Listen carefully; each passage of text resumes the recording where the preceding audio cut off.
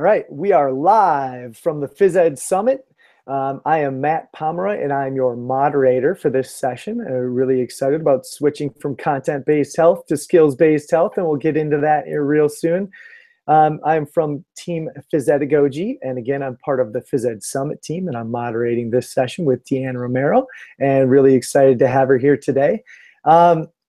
Again, welcome to the Phys Ed Summit. Thank you for joining us for this global event. We've got 2,000 people signed up for the Phys Ed Summit, which is just amazing to us. But we could not make this day happen without you. We're humbled by the support of the summit from each one of you. Again, by sharing what you learn, you're able to impact hundreds, if not thousands of students. So thank you so much for being here to push best practices, effective health and physical education, and professional development forward. All right. If we happen, to have a technology kind of a mistake here, that could happen, and it's all right. Just stick with us. But if we've got some video issues, check the Tozzle again for a new video link. It might take us a minute or two to get going, but just be patient with us, and we'll get it going. Remember that you can earn badges today for the Phys Ed Summit, and hopefully you've already started earning some badges, and that's at physedagogy.com/Phys Ed Summit. And then you find Phys Ed Summit badges. And again, you can post them online. It totals up different levels and things like that. And you can get badges for watching sessions, for waking up early and, getting PD in the morning, drinking some coffee and staying up late. And there's lots of cool things that you can kind of get those badges for. So, and then along with that, feel free when Deanne says something amazing, which I know is coming real soon, don't forget, take a picture of it, send it out on social media, use the hashtag PhysEdSummit just to let everybody know what's going on.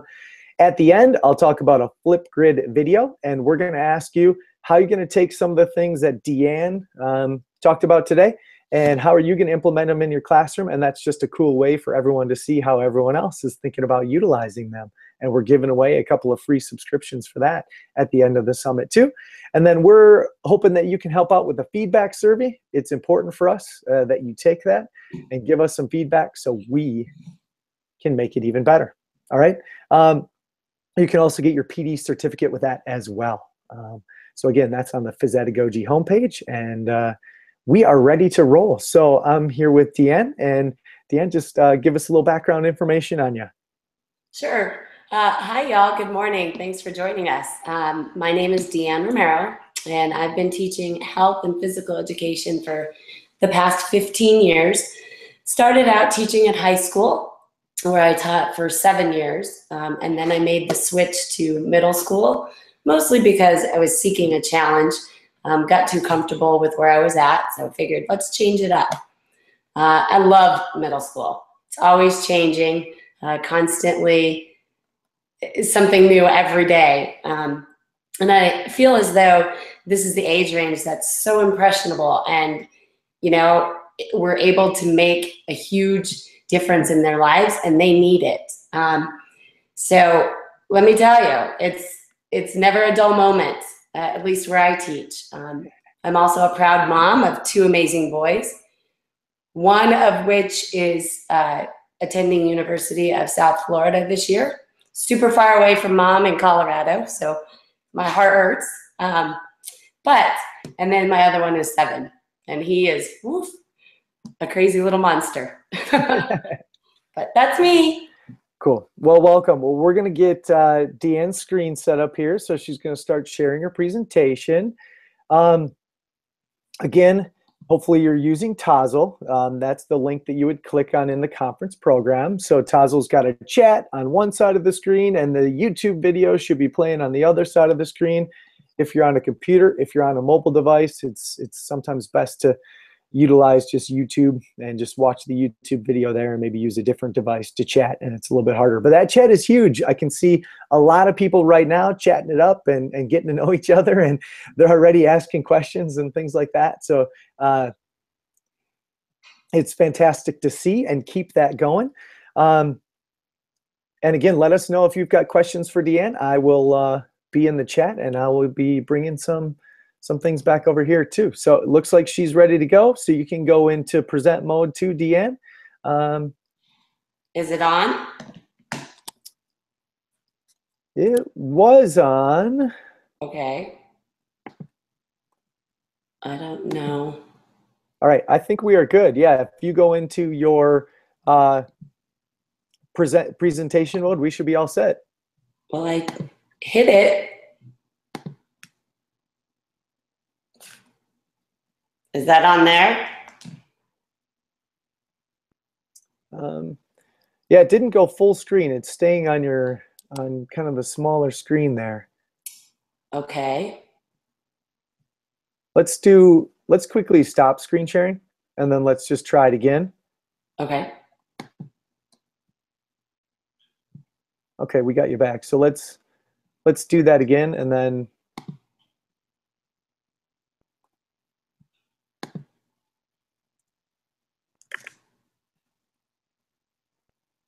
Am I?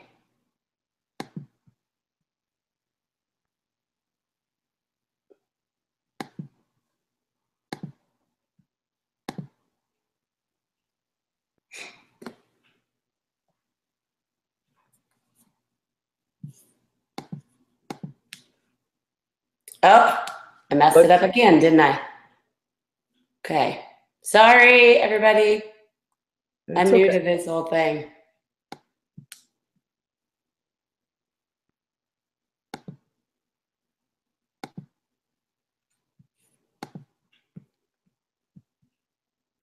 So it did the same thing on here, Matt, that we were having issues with earlier, where I don't see my top. Okay, we'll get through it. So I'll try it again. And if we have to, we can just keep it as kind of that. If we have to, we can just keep it as that smaller screen as well. And just kind of click through your different slides. It's okay. Because I could see that. Yeah, and we might. You'll just see my speaker notes on there. That's okay. And other notes that I didn't really want. Oh.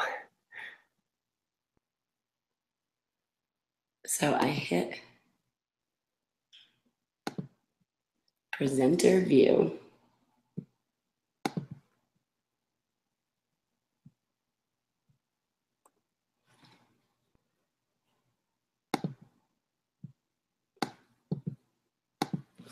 Okay, maybe I figured something out here. Let's okay. see. And someone else too was talking about just opening the presentation on their own and kind of clicking through it. How's that one? Looking good. Let's roll. Now we're good? Yep, let's roll. Nice job. All right. Sorry about that little hiccup, guys. So again, this is me, Deanna Romero, and I teach here at Silver Hills Middle School in Colorado. I was named the Colorado Health Toy in 2015 and then Central District Health Toy in 2017. So here's what I did today. It's all about the change, and skills-based health is extremely important. And a lot of people don't know what it is and how to get it started. So that's why I'm here. Hopefully you'll have some questions answered and a little bit of an idea of where to go from here. So just like in my classroom, I start off with an icebreaker at the beginning of the year. Relationship building is a must. And I know that it's not the same here in this setting, but if you would share with us just where you're participating from, if you're new or returning to Phys Ed Summit, and then what content you teach and the number of years that you've been doing so.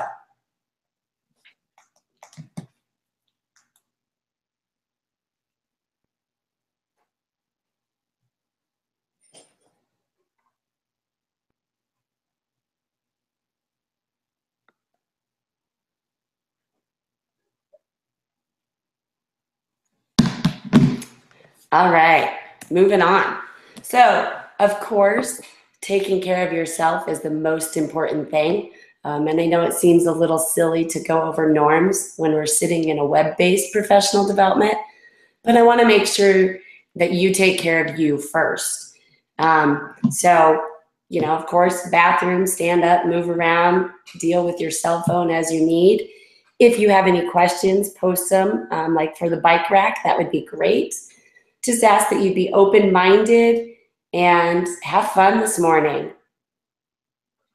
This is also critical to do at the beginning of your class and the school year to help set the stage for skills-based health education. And you'll see why in a little bit. So, what do you hope to get out of this morning? If you could maybe scribble or mentally make a note of what you're hoping to take away from my session, that would be great.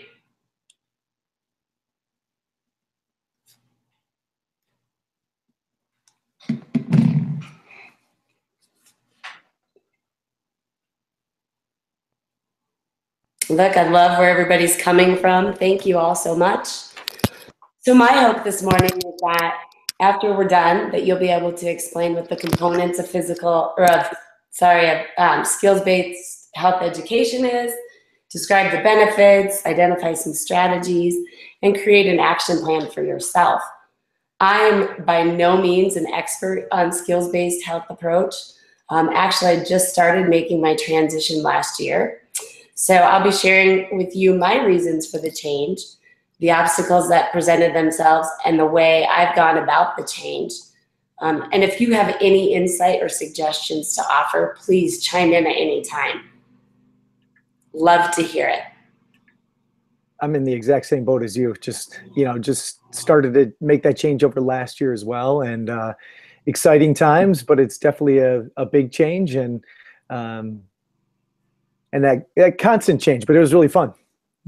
Yeah, definitely. It is. It's a challenge, but we'll get there.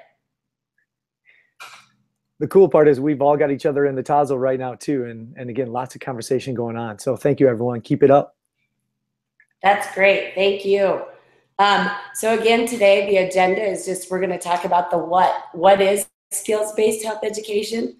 Why the shift is so critical, and then how to actually make that transition. So hang on and hold tight. It's going to be like a skills-based health education talk on a very large energy drink or a super-sized coffee this morning. All right. So I've got to give a huge shout out here to Sarah and Holly. And if you don't already own these books, The Essentials of Teaching Health Education and Skills-Based Health Education, you need to purchase them today. They will totally make this transition a little less painful and kind of help walk you through it on how to do so. And you can get them on Amazon. So skills-based health education, as described in the book or defined in the book, is a planned, sequential, comprehensive, and relevant curriculum that is implemented through participatory methods in order to help students develop skills, attitudes, functional knowledge needed to lead health-enhancing lives. We will get into that, those definitions, and what that means as we go through. So, as mentioned in that definition, it talked about participatory methods and functional information. As you can see here, gives you the definition of what those are.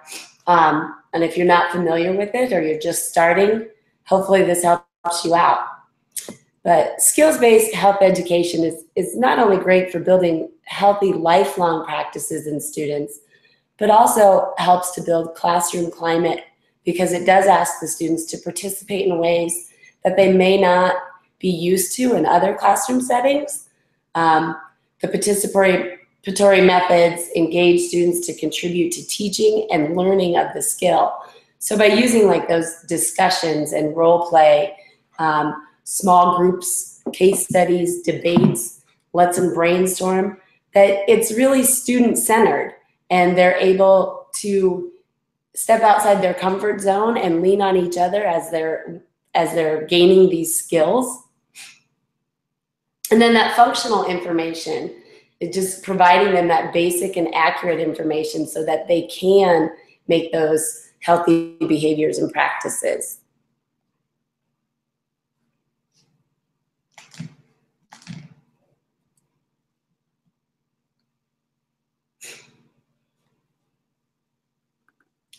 All right, let's see. I don't know how fast to go on this kind of setting, so I'm like, do I stop and pause? So let me know if you need me to slow down. No, just keep rolling. I think that was good. Okay, so how do you determine that functional information that's necessary? I'm going to tell you right now, this was the major roadblock for me.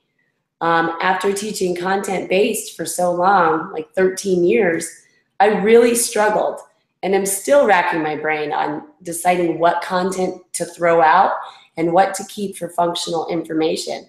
So it helped to sit down and ask myself these 3 questions. You know, what will happen if your students aren't presenting this information? And without this, will they be able to apply the skill in a real life setting? And then when my students learn this information, how will they use it to benefit their health or the health of those around them? You know, and that really will help determine what you keep and what you present as functional information to your students versus what's maybe fluff. That's just that added information.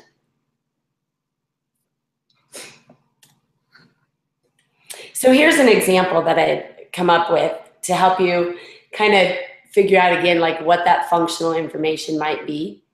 So a non-functional, so a content-based approach that a lot of us have been using for years. We might ask the students to do a research project on sexually transmitted diseases and then write a report about what they found. And then now you switch that and you look at a functional skills-based approach where the students then are learning about signs and symptoms of sexually transmitted diseases, where to go to get tested, and where to go to talk to someone about birth control options and such like that. If you see the difference in the two, the first example, students were merely just summarizing what they learned. There was no call to action.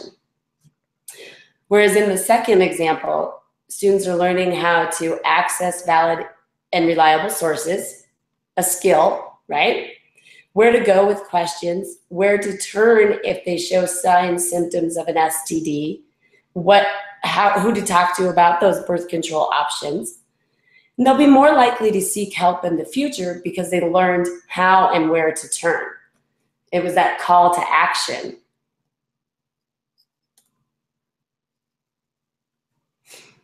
All right, so why? Why do we need to make the shift from content-based to skills-based?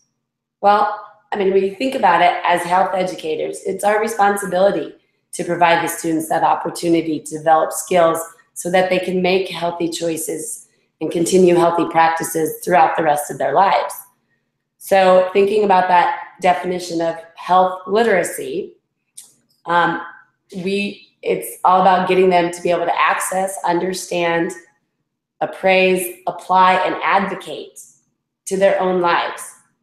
And we've got to be able to do that with the information that we're giving them. And that's why skills-based is extremely critical.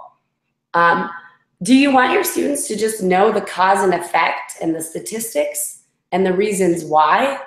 Or do you want them to be able to process, seek out, and stand up for the rest of their lives?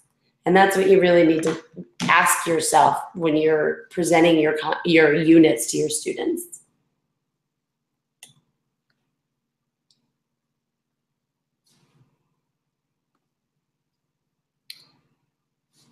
So as you look through this, and it's kind of just a couple a little bit more examples as to why skills-based approach is so crucial.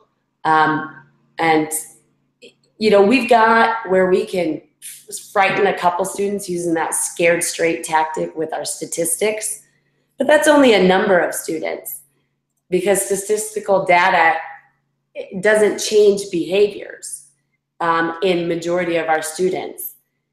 But if we want to reach the majority of our students, of our population versus the minority, then we've got to implement skills-based help. Just because I tell students that there's over 480,000 deaths in a year over cigarettes or over smoking tobacco, I might hit a handful of them. That might be like, whoa. But majority of them are going to be like, yeah, whatever. It's not going to happen to me. That doesn't apply. I'm young. And so it didn't change the behavior. But if we give them that functional information and teach them the skills, they'll be more apt to transfer that to their lives. Still doing okay, Matt? Yeah, everything's great. Quite a few people just chatting in the back channel, and not any specific questions, just liking the talk. Okay. I remember that functional information being talked about by Melanie Lynch as that most important information that they need to know when they don't have access to a cell phone. You know, it's something that they could pull off the top of their head, that they can't necessarily research. It's just that most important information that they need to know. Again, you don't have a cell phone, what are you going to do? You know, how are you going to tell someone or what's going to be the most important thing that you need to know? So I like that analogy as well. Yeah, for sure. And it's so critical to give them the right functional information versus just, like I said, the fluff that will make those healthy decisions carry over in the rest of their lives once they go outside your classroom. Absolutely. Okay, so I mean, in addition to the reasons why transferring over into the students' lives, skills-based health aligns with the National Health Education Standards, meets CDC characteristics of effective health education, and then it's what's best for our students. These skills cross over into different school contents and, more importantly, into their own lives, and do equate to behavior changes.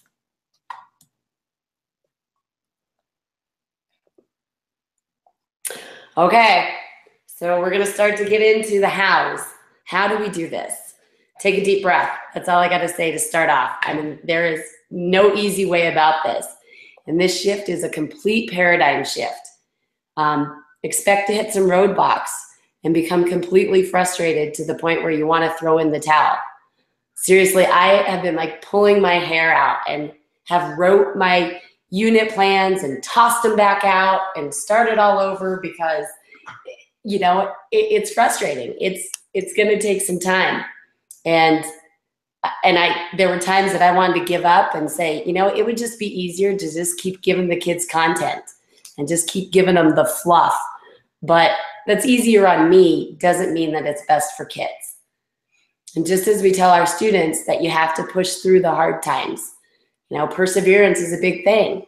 And so because of that, I will keep jumping and dodging those roadblocks to deliver what's best for my kiddos. So when you start off, start small. Don't jump in feet first and try to change your entire curriculum at one time. Maybe you just choose one skill to focus on for that year or that semester or quarter, whatever length that you have the kiddos. And it helps if you have a team to bounce ideas off. And that team could be other teachers in your school, other teachers in the district, and then your professional learning network, of course. And I'll share later some really great professional learning network individuals to latch on to here through Twitter and Voxer. But be sure to examine the big picture, where you're coming from, and then where do you want to go? You need to know that first.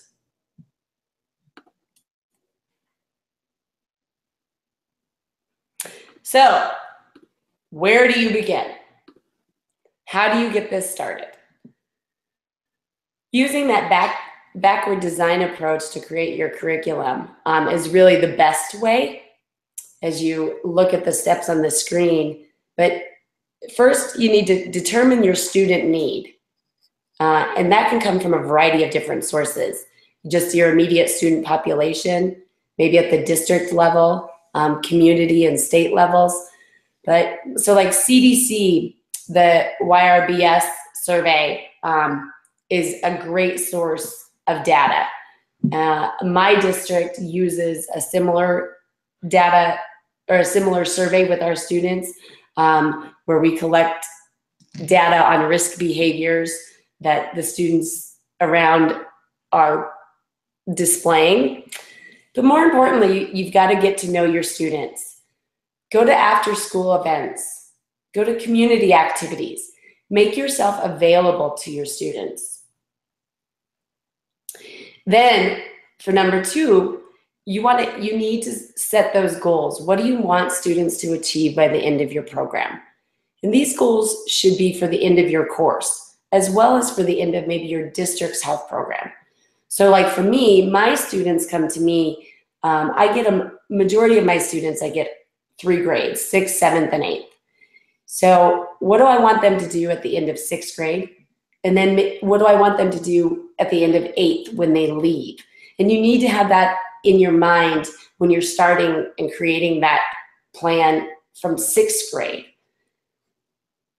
And that might be determined by your district and your state already. Like Colorado has we have some really great health standards set in place. So some of that is already determined what they should be able to do by the end of grade levels. Then, how will these goals you established in step 2 be measured? What should the students be able to do during that time frame? Those are your benchmark assessments and objectives. Decide again, here's that functional information and skills that should be taught. Students need in order to meet those benchmarks that you created in number 3. And then map out your course, make your scope and sequence. What's being taught when?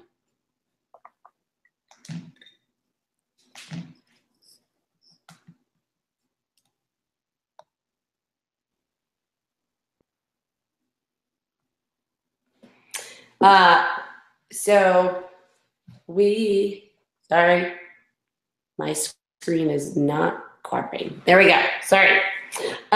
You got it. Then next, now you're ready to actually start the planning of your specific units. Choose those performance indicators off of the National Health Education Standards that you want to hit. And you kind of did that when you chose your indicators previous steps. So now this part should be easy. You've got those indicators, and then you're going to create a specific kid-friendly outcome-based assessment off of those indicators that you needed. Your assessments measure exactly what you said you wanted the students to be able to do. Those are your educational outcomes. And then now you start creating your lesson plans. Sometimes it helps to have that theme and a topic. So mine right now, just for like my 6th graders, they're new, it's the what is health? Because they don't know. A lot of them don't have any background information, any of that functional information for me to continue forward. So I've got to do some of that. And so it's what is health is my theme, and then choosing my topic, and then my skills, and then my topics to go with that.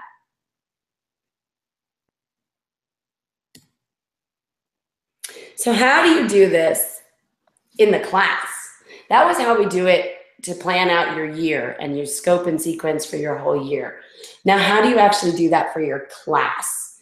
What might that look like on your lesson plans? Well, here's some steps to get you going on what it looks like in a normal unit. So first, this is the order in which that you deliver a skills-based approach. You want to set the students up for success, and you've got to provide that practice time. Practice, practice, practice. Can't say it enough. So you define the skill, because you've already determined what you want the students to be able to do, your educational outcomes. You've designed your unit plans and then now your lesson plans. Here's your lesson plans. So you're going to define the skill and explain the relevance and describe educational outcomes to the students. Put those educational outcomes in kid-friendly language. Present the steps for development of the skills. These are those skill cues. So maybe if you're doing goal setting, it might be SMART for SMART goals, or decision making, you might use DECIDE. And those are your skill cues, and you're going to present those to the students. Model the skill with the students, and provide realistic practice opportunities so they can show proficiency. You're trying to get them to proficiency, hopefully to mastery, but definitely proficiency. And then provide feedback and a reinforcement of those skills throughout. So even though you do a goal setting unit maybe at the beginning of the year, you're gonna provide practice opportunities throughout the rest of your course to revisit that skill. Again, that practice, practice, practice. Still good? Yeah, everything's good. Everyone's just tuning in, I think, and listening to what you're saying and taking notes. Getting some good conversations in the background too. All righty, we'll keep going through it then. So here's a sample timeline that in order for you to present this to your class and how to set it up for your unit. So lesson 1, again, you're just going to introduce that skill and present the skill cues. So that might take 1 to 2 days, and it's going to vary. Your unit timeline is going to vary based off of your theme, topic, and your skill. Some of the skills are going to take longer to introduce because the number of components within the skill. For example, interpersonal communication will take longer than, say, goal setting because the number of components within that skill is more. And then it also varies based off the needs of your students.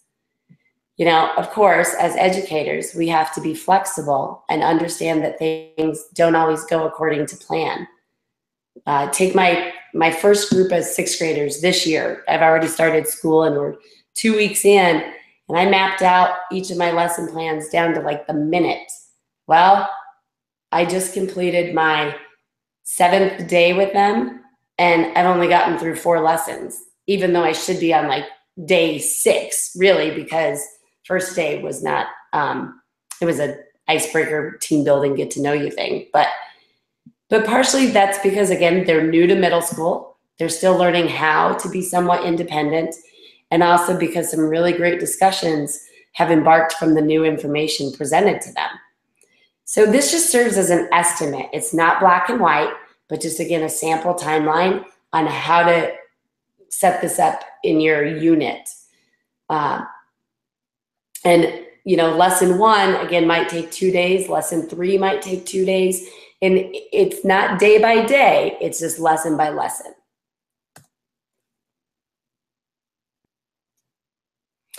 So here's what I did with my students and how I presented goal setting to my kiddos. So day 1, I talked with my students about the importance of setting goals, asked them before we got into the discussion.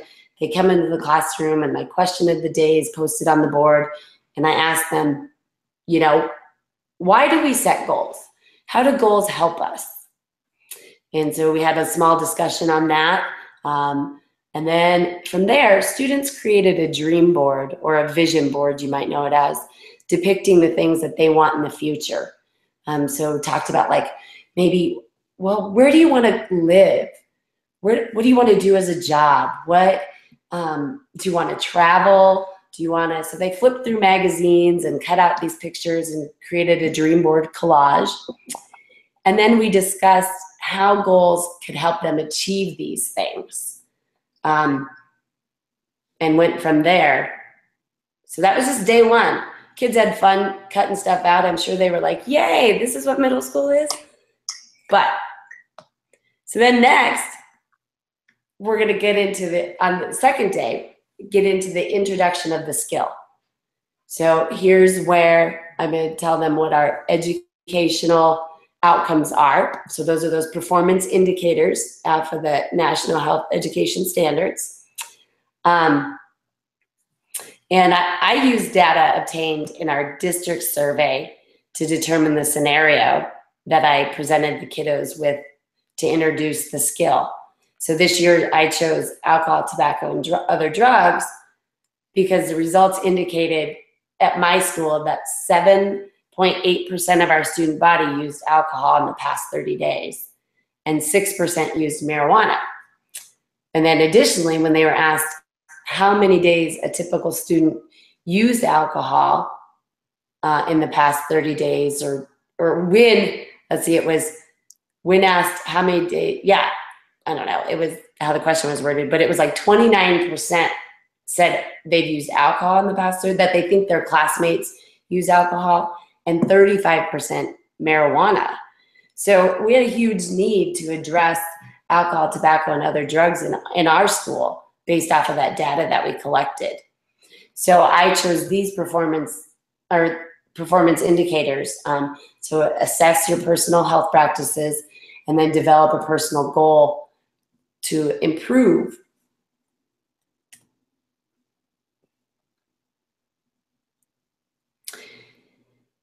So when the students walked into the classroom, the data from the district survey was displayed on the board with these two prompts. Are these numbers accurate? Do you think they're higher or lower? And why do you think our school is above district percents when it comes to alcohol and marijuana use? So the students brainstormed their ideas, and we talked about common threads.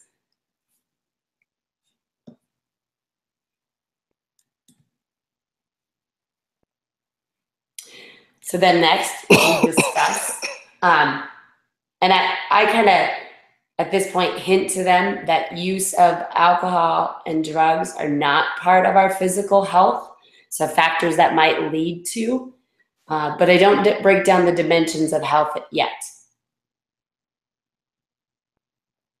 So I give them the scenario of a typical middle schooler in our school with similar dreams as them that they created on their dream boards the day before. And then in small groups, they start to list ways to steer clear of drug and alcohol use that might lead, and influences that lead to. I just love how you use that hook from the first day, and it keeps coming back, and they keep driving their discussion. Yeah, everything is centered around the skill that we're working on, but you've got to present them with a relevant, meaningful scenario so they can relate it to their lives. So hopefully then they'll apply it.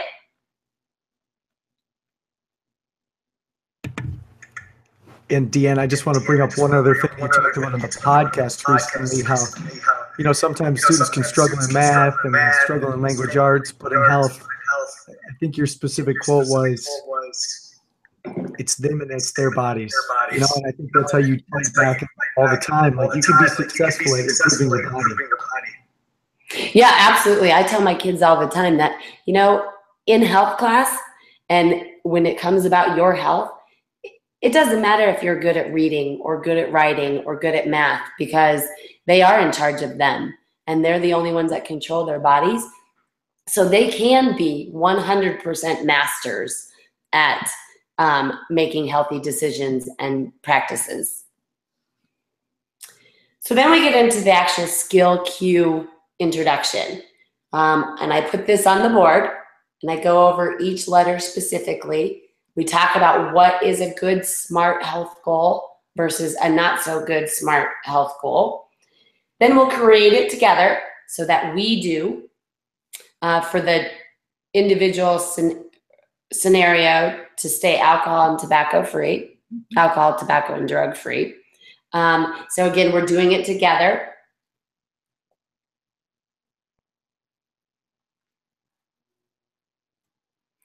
So then day 3, they come in and we're going to model the skill.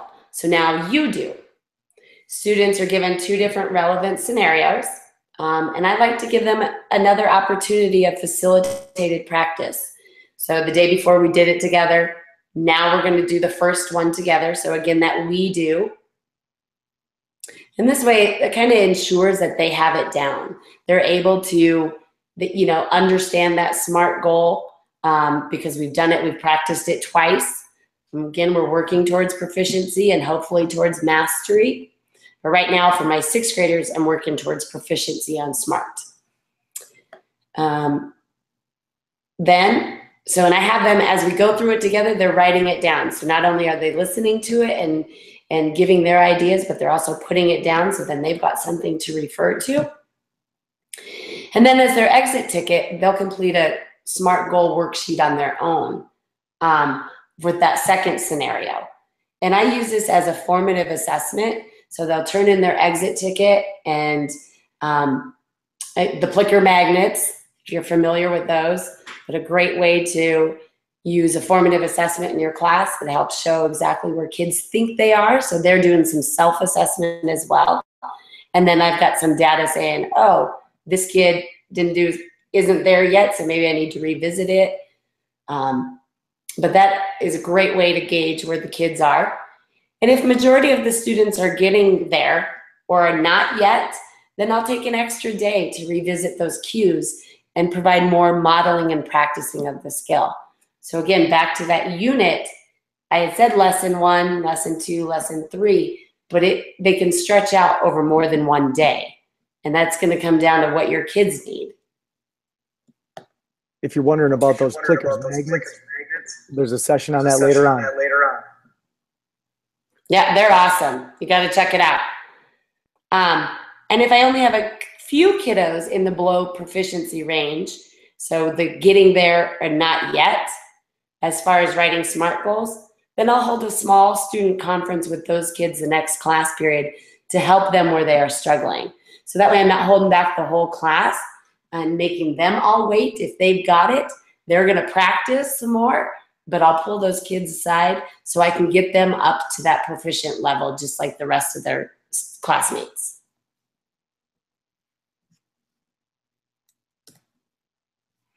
So then day 4 or whatever day it might end up being, it might be lesson or day 6, depending on what you've needed to modify and adjust.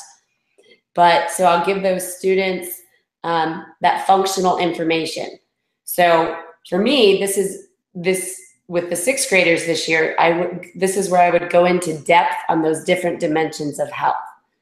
Make connections back to those factors that we talked about back on day 2. So they can start to make connections that health is more than the body.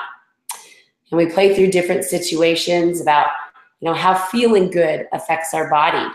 How does our mood affect our relationships? What about stress? How does that affect us? Does it make us crabby? Does it make us anxious? How does getting in a fight with a friend affect us? And just pull out those different type of situations so they can start to draw connections to the dimensions of health as far as that it's not just one thing. My students were asked to define the word health. And again, 6th graders came in with really no prior functional information regarding health. And so 90% of their definitions had to do with only physical health. So that's why I had chosen this to be the functional information that they were going to get was going to be about the dimensions of health, because they didn't understand yet that health is the whole body.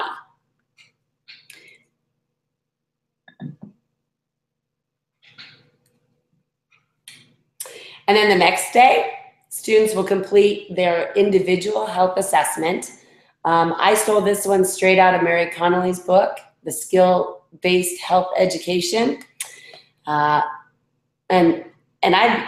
this one is where they do their teen assessment, and it goes through all those dimensions of health, and they're able to check off where they're at and get an actual legit assessment of their whole health. I've used paper forms of health evaluations in the past, and they were pretty basic, but this one not only encompasses technology use, but it's also more in-depth and thorough. And so it provides students a better snapshot of each of their dimensions. And then I have students complete their results worksheet at the end of the assessment. So it just goes through, it's online on testwell.org. and it's just the teen assessment. The kids go on there. They don't have to log in with any personal information. It asks their gender and their age, and then the questions go through all the different dimensions of health. And at the end, it comes up with a comprehensive results page where I have the students write it down for their next step.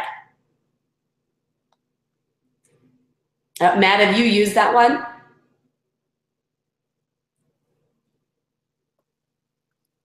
Sorry, which one? The Test Well No, I teen have assessment not. at all? I have No. not. You have to check it out. Sorry, I was chatting in the back channel, and there's a ton of stuff on Twitter. People are just loving what you're talking about. So I was out there showing and showcasing that good stuff that they're talking about too. Oh, great. Thank you. Yes. Yeah. Keep up the chats. So then the next day, after they have completed their teen assessment, they'll come in and they're given a prompt. And I use real life situations where students can relate to and make connections to the characters. So this helps them having them create SMART goals for someone else first, because they tend to be a little bit more direct because they're not as vulnerable because it's not personal. So I have them create or complete this worksheet that I put the link on there. Thanks to Colorado Initiative and RMC Health, they had created this document, and I think it's great. So I'll have them fill out steps 1 and 2 on that document, again, for the prompt. So it's not personal yet, but it's a real life situation. And now we're at assessment day. On assessment day, this is where they're going to use those individual teen assessment results that they did 2 days ago. And it's got to be an authentic assessment because they're using their own actual data. So it is real life. And the grading for this, so they're graded on 2 things. One, their individual assessment. So they filled out their results of worksheet and determined their area of needs. So that relates back to my performance indicator of 6.81, where they were able to assess their personal health. And then they're going to create a SMART goal with an action plan. This one relates to the 6.82 performance indicator.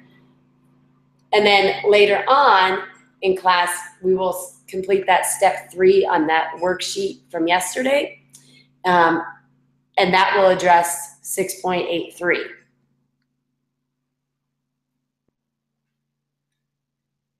How are we doing? Good?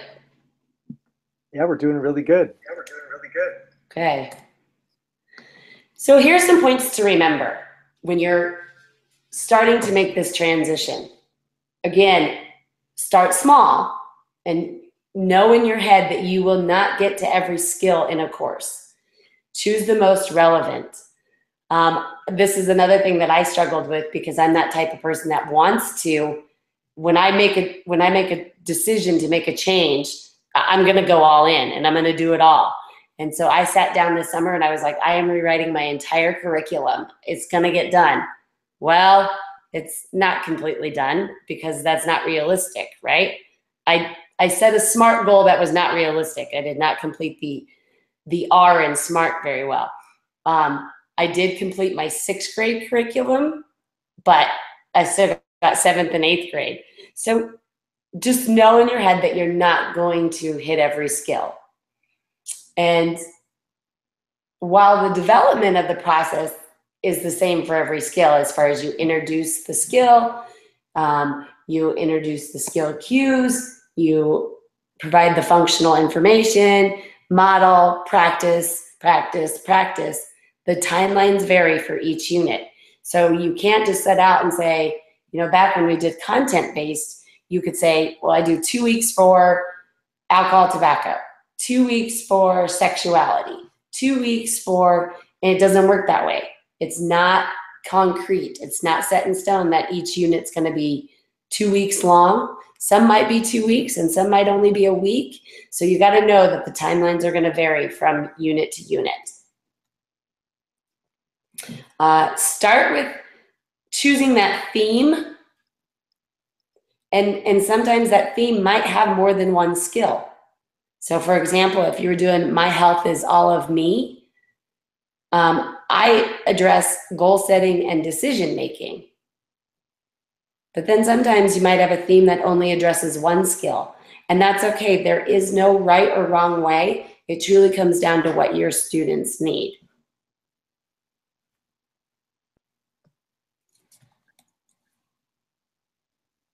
Okay.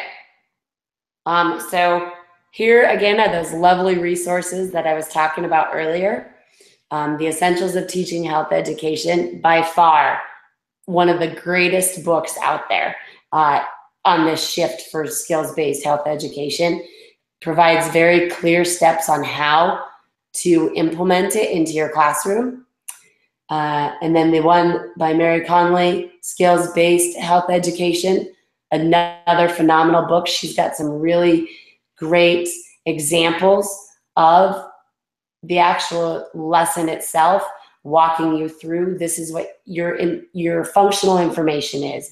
This is what your prompt is for the assessment. 2 great resources. Now, if you're kind of on that fence still and you're not sure if skills-based is for you, or you want to and you're kind of weary of how, Health Smart actually has a curriculum that introduces skills-based health in a more content approach for that easing into. So each of their lesson is addressing a national health education standard, and they go lesson by lesson, telling you, what to say, what's your exit slips, but it's still laid out in more of your traditional units. You have your safety, your violence and prevention, and so it's still content type units, but it's addressing those health standards. And then RMC Health also has some wonderful lesson plans and rubrics to help out with that transition as well. And those are great resources, and I've just utilized both those books to kind of rewrite most of my curriculum as well. So definitely want to plug those and just kind of give them a round of applause. Is a great place to go. For sure. And Mary Connelly's coming out with her 2nd edition soon. But the first one, you can't go wrong with that one. I actually just rented it or checked it out from Amazon, so I didn't purchase it. So, because I'm waiting for that 2nd edition to come through. But they're just great tools to have in your toolbox, and would walk you through it in a really easy way that you can comprehend and apply tomorrow. So here's some fabulous people that you got to follow on Twitter. These people are phenomenal experts in what they do. Look, somehow I missed the rest of Adam's. Huh. I don't know who that one is. Adam's a rock star. I know. So I've got 2 slides of people to follow on Twitter. So this one here, and then my next one, follow Matt. You're on my next one here, I think. I was on there, right there. Oh, you are, maybe I have you twice too. That's what happens when you work on it late at night after a day of school. Does not mean I'm that important. Well, you are that important. See, there you are again. And then there's another group to follow there. The cool part is all these people will respond to you. They will chat with you. They'll talk with you. Like, they want to be a part of the conversation. And there's groups on Voxer as well that will chat about skills-based health and just health. Well, I've got some Voxer here in a minute too. Nice. All right, I'm gonna take a quick. No, for sure. These guys are the people that you want in your PLN for sure, especially when it comes down to implementing the skills-based approach. They're all very easy to talk to and answer those questions. Like Matt was saying, they will respond. We're a pretty personable group here on Twitter, and love to share. We're constantly sharing documents and Google Slides and anything that will help better our program and what's best for the kids again. So, and then Voxer. We've got a health chat on Voxer. There's the link. Love to have you join. This is a pretty active group as well. I don't know, I think there's not a day that goes by that somebody's not putting out a Voxer message on this health chat, whether it's sharing some great ideas that they've done in their class or asking a question, but a very active group for sure. And then some of my, so Shape America, also another fabulous resource to go on. There's some skills-based units on there that you could look at and check out some samples.